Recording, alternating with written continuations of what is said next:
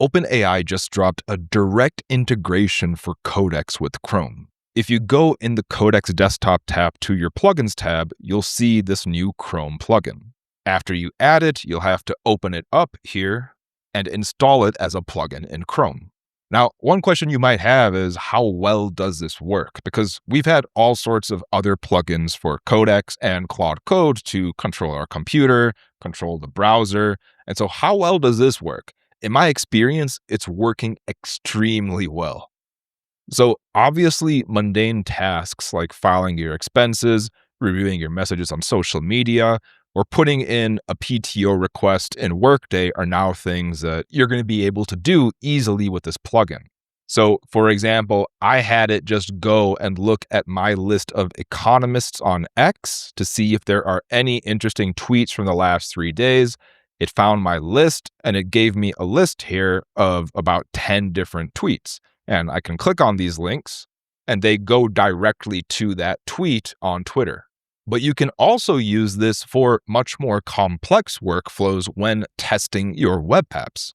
So over here, a developer experience guy at OpenAI says that one of the coolest things with Codex for Chrome is combining it with sub-agents so you can test things like multiplayer games. If you're not familiar, sub-agents are independent instances of Codex with their own context window.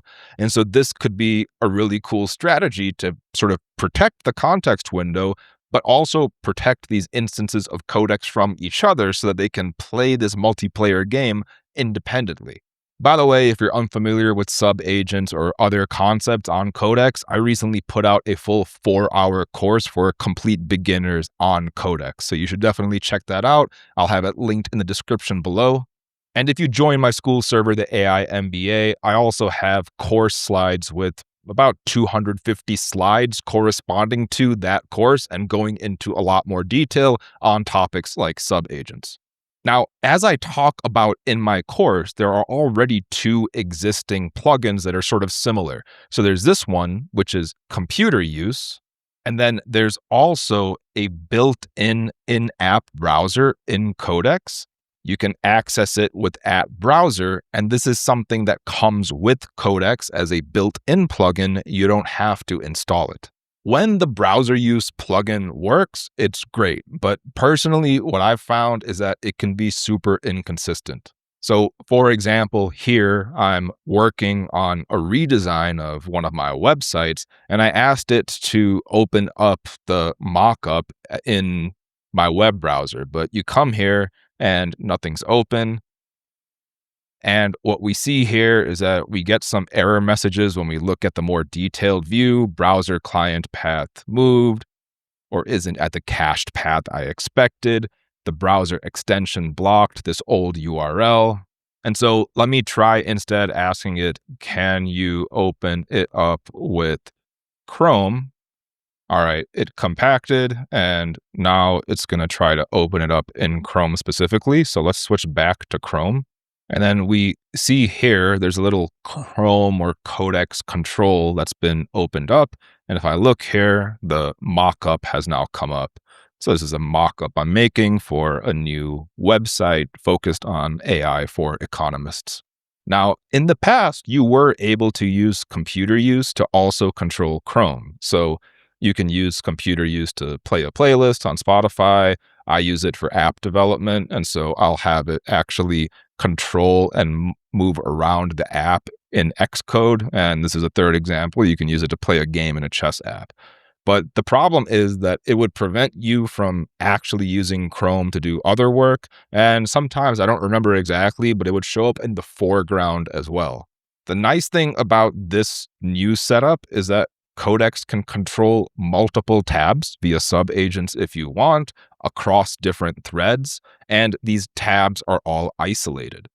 So for example, here, I asked it to look for the last 3 days. I closed that tab. So let me ask again to say, can you look across the last 7 days? And so if we look here, you see that there's 2 threads open with different colors. I can be over here doing my own thing, looking at other interesting tweets and going on my school server. And this thing is able to work in the background without it interrupting my current work. And so if we look here, it's going through, doing some work, found some coordinate issue. I don't know what that means.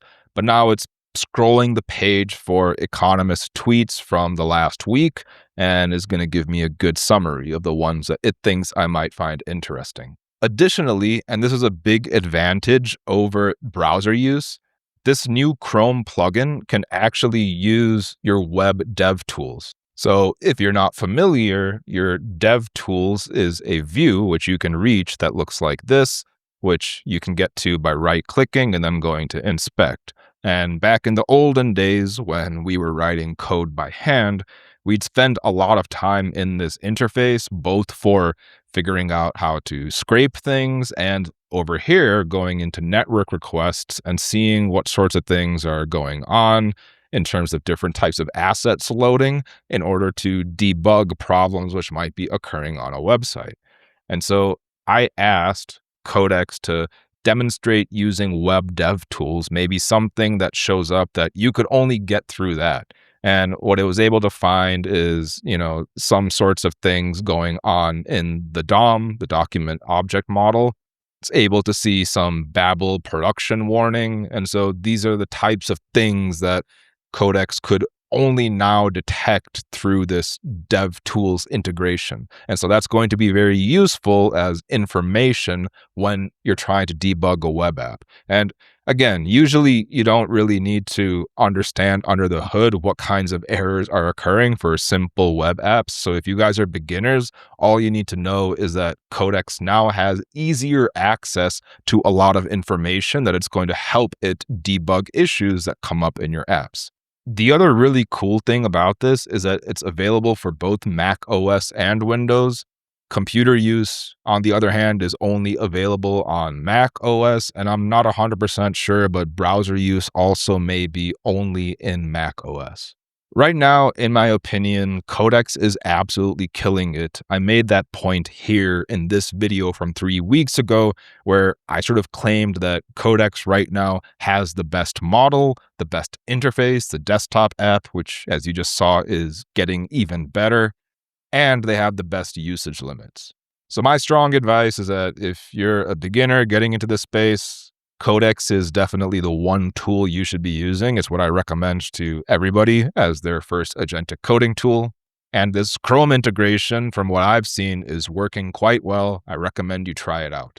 As I mentioned before, if you just want to learn about Codex in general, definitely check out my 4-hour course where I take you fully through every aspect of Codex, everything in the interface, all the concepts you need to know, all the way to being able to deploy a live web application. And if you're interested in getting personalized coaching with me, check out the AI MBA Pro, also linked down in the description below, where we have weekly calls to get everybody up to speed to the cutting edge of agentic coding. That's it for today, guys. Until next time, peace.